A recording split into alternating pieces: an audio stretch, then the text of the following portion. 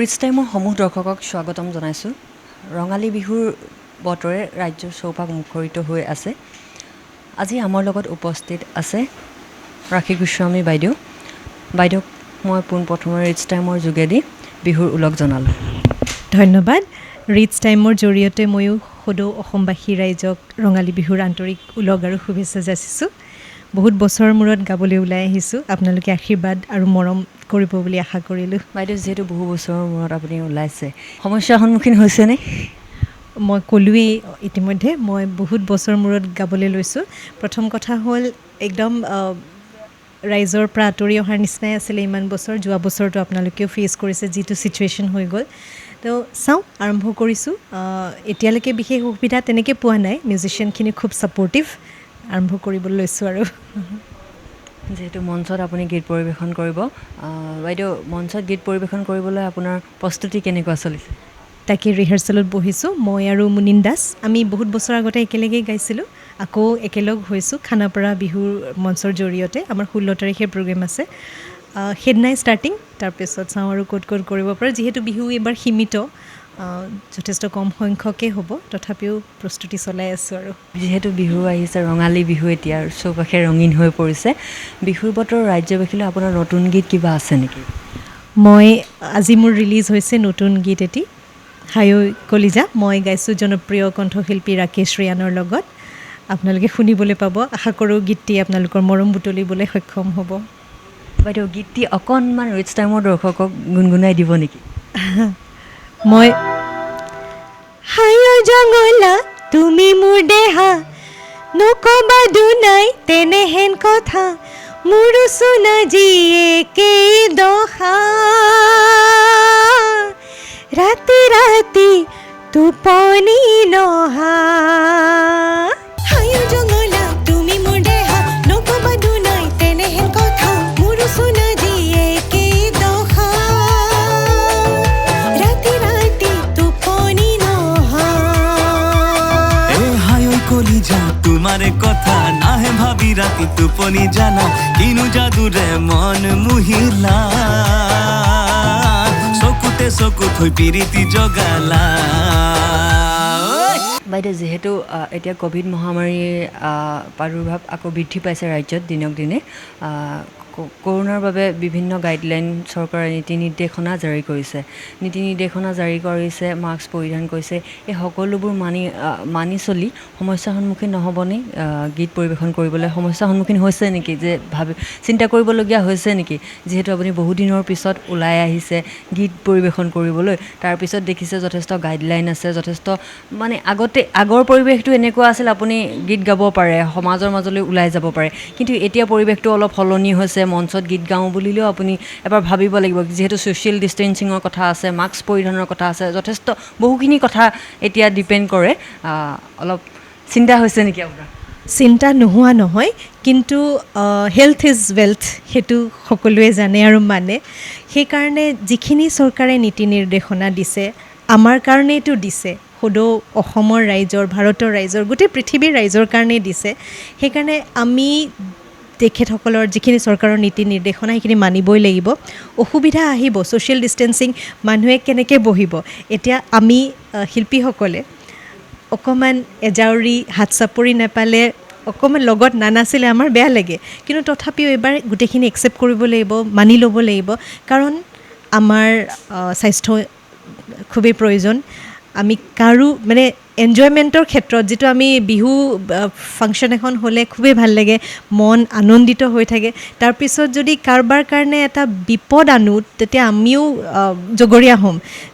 চবেই সাৱধানে থাকক, বিহু পালন কৰক, বিহু সুন্দৰভাৱে উদযাপন কৰক। সেইটোৱে আমি কৰিব লাগিব, নহয় জানো? বাইদেউ, আপুনি ক'লে যে অলপ দৰ্শকৰ সঁহাৰি নাপালে, হাত চাপৰি নাপালে আপোনালোকৰ মনটো বেয়া লাগে। মই এতিয়া আহিছোঁ অন্য এটা প্ৰসংগলৈ আপুনি এইটো কোৱাৰ বাবে। যিহেতু ৰাজ্যত বিধানসভাৰ নিৰ্বাচন হৈ গ'ল, তেতিয়া বহুতো নেতাই, ৰাষ্ট্ৰীয় পৰ্যায়ৰ নেতা বা ৰাজ্যিক পৰ্যায়ৰ নেতা, সকলো নেতাই বিশাল জনসভা সম্বোধন কৰিছিল। বিশাল জনসভা সম্বোধন কৰি তেওঁলোকে দৰ্শকৰ সৈতে মঞ্চৰ পৰা মত বিনিময় কৰিল, তেখেতৰ সমস্যাসমূহৰ বুজ ল'লে। এতিয়া আপোনালোকৰ ক্ষেত্ৰত নীতি নিৰ্দেশনা জাৰি কৰি দিলে, আৰু দ্বিতীয়তে এইটো আমাৰ সুৰক্ষাৰ বাবে জাৰি কৰিছে, কিন্তু তেওঁলোকৰ ক্ষেত্ৰত তেওঁলোকে তেনেদৰে সম্বোধন কৰিলে আপোনালোকৰ অকণমান আফচোচ লাগিব নেকি যে আপোনালোকৰ ক্ষেত্ৰত তেওঁলোকে এইবোৰ বাধা দিলে বা নীতি নিৰ্দেশনা জাৰি কৰিলে তাৰ আগতে জাৰি নকৰিলে ৰাজ্য চৰকাৰে কিবা অলপ আফচোচ থাকিব নেকি বা দুখ থাকিব নেকি নথকা নহয় কিন্তু তেতিয়াৰ সময়ত যিখিনি ক'ভিড কেছেছ আৰু এতিয়াৰ সময়ত যিখিনি মানে দ্ৰুতভাৱে বাঢ়িছে সেইকাৰণে হয়তো পলিটিকেলিটো অকণমান ধৰক ইফাল সিফাল হ'বই তথাপিও এটা বহুত ডাঙৰ খবৰ যে যোৱা বছৰ শিল্পীসকল একেবাৰে বিহু মঞ্চ এখনো নাপালে এইবছৰ তেওঁলোকে নীতি নিৰ্দেশনাৰ মাজতে যিখন মঞ্চ আমাক আগবঢ়াই দিছে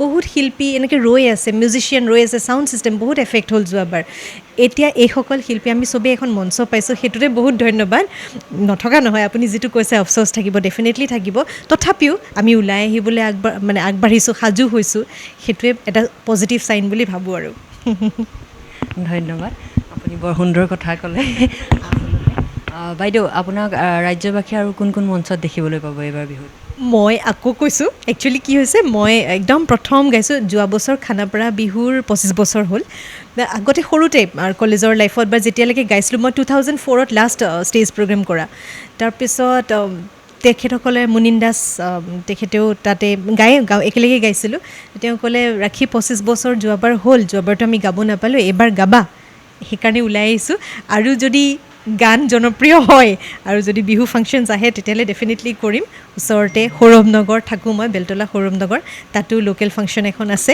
মানে সেইবিলাকত আৰম্ভ কৰিম আৰু কিমান বা বিহু হয় এবাৰতো নাজানোৱে সেইকাৰণে আশা কৰি ৰৈছোঁ কেইটামান ষ্টেজ প্ৰগ্ৰেম ডেফিনেটলি কৰিম ৰাইজৰ মাজলৈ ওলাই আহিম বহুত 17 বছৰে হ'ব চাগে মোৰ ষ্টেজলৈ অহা আপোনালোকে আশীৰ্বাদ কৰিব আপোনালোকেও ছাপোৰ্ট কৰিব সময়ৰ ক্ষেত্ৰত লক্ষ্য ৰাখিও আপোনালোকে কিছুমান গান নিৰ্ধাৰণ কৰি লৈছে চাগৈ আপোনাৰ কেনেকুৱা গীত বিহুসুৰীয়া গীত লগতে আৰু কেনেকুৱা ধৰণৰ গীত ৰাইজৰ মাজলৈ আপুনি ৰাখিছে মই মোৰ নিজৰে 3-4টা গান একচুৱেলি মই 2019 অন্নৰ পৰা তাতে বিহুসুৰীয়া গীত এটি ওলাইছিলে মোৰ সেইটো লৈছোঁ জাতি মাটি ভেটিক লৈ পেলাই শুনতে শুৱগা বুলি এটি গীত লৈছিলোঁ সেইটোৱে মই ষ্টাৰ্ট কৰিম মষ্ট প্ৰবেবলি আৰু মুনিন্দাৰ লগত ডুৱেট আছে বিহুসুৰীয়া মই বেছি ভাল পাওঁ গান পুৰণা শিল্পীসকলৰ আমাৰ সন্ধ্যা মেনন বাইদেউ মিতালী চৌধুৰী বাইদেউ তেখেত আমাৰ মাজত নাই তাৰপিছত শান্তা উজিৰ বাইদেউ তেখেতসকলৰ গান মই বহুত গাইছিলোঁ আগতেও গাইছিলোঁ যদিও পুৰণা তথাপিও মোৰ আকৌ গাবলৈ ভাল লাগে আৰু ৰাইজেও ভাল পায় এনেকুৱা কিছুমান গান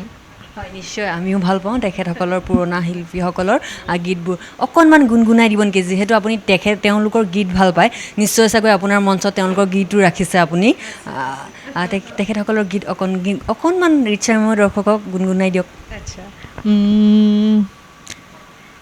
বগাকৈ ধুনীয়া মিতালী বাইদেউৰ গান দেখি মৰম লগা পাহুৱাল দে কাটি দেখি প্ৰেমত পৰা বুলি না ভাবিবা তেনে নহয় আমি তুমি মোৰ শুন মোৰে শুন মনি অ' জানৈ নেযাবা মোকে পাহৰি মই নাজানো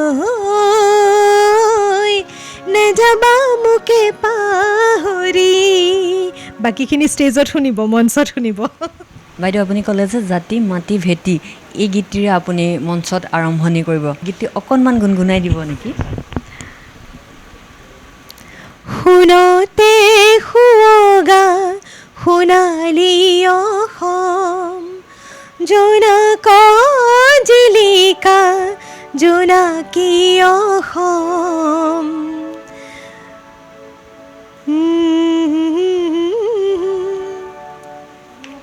আচ্ছা ঠিক আছে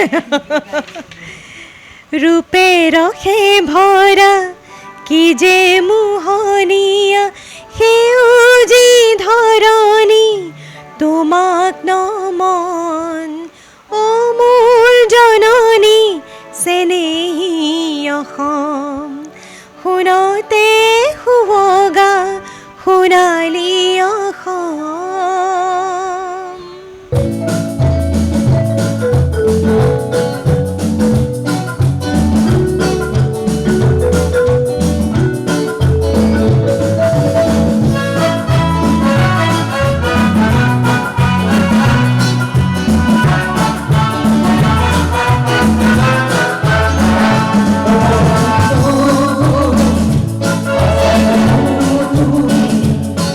Oh